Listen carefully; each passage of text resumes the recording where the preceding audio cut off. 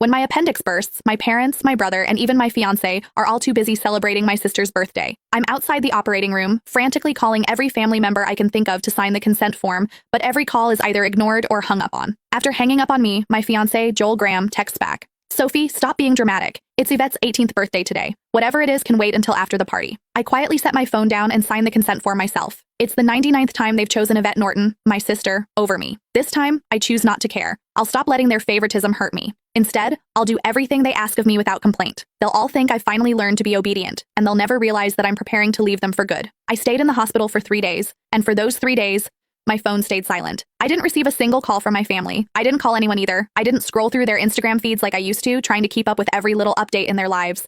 Instead, I just quietly rested in my hospital bed and dragged my weak body around for checkups and payments. Even on the day I was discharged, I didn't tell a soul.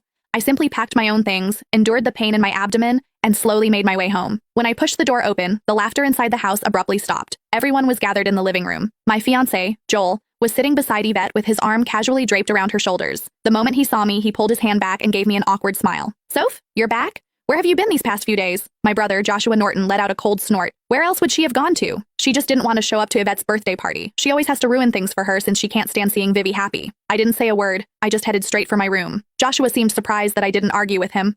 Normally, whenever he accused me of being selfish, I would break down in tears and desperately defend myself.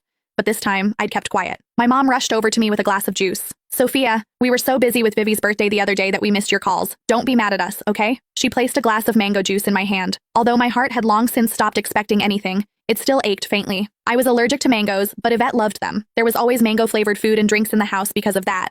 But no matter how many times I reminded them, no one ever remembered that I couldn't have mangoes. I handed the glass back to Mom and quietly stepped back. I'm not mad, I'll just go to my room. Just as I turned around, a loud noise came from the living room. Dad abruptly stood up and slammed his hand on the table. He screamed, "Why have you been walking around with that sour face ever since you came in? Your mother already apologized and even gave you your favorite drink. What's with that attitude? It looks like we've spoiled you too much." My heart twisted, and even breathing hurt. Tears blurred my vision, but I still lifted the glass from Mom's hand and drank it all in one go. I then gently set the empty glass down and wiped away my tears. I calmly looked at Dad. Yvette's the one who likes mangoes. I'm allergic to them, but it doesn't matter. I already drank it all. Can I go to my room now? Sophia, why didn't you say something earlier if you were allergic to it?